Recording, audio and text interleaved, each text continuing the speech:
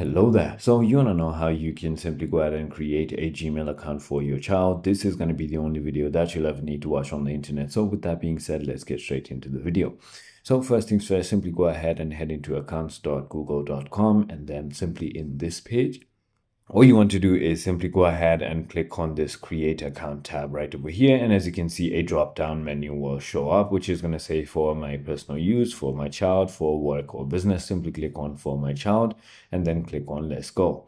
Once you've done that, simply go ahead and add their name, and then you can simply go ahead and continue, and then it's going to simply go ahead and ask to create the account with your account, and then you can enter the info, use your own Gmail account to provide parental consent, and set up supervision via Google's Family Link, which allows you to manage the access, app, screen time, and online activity.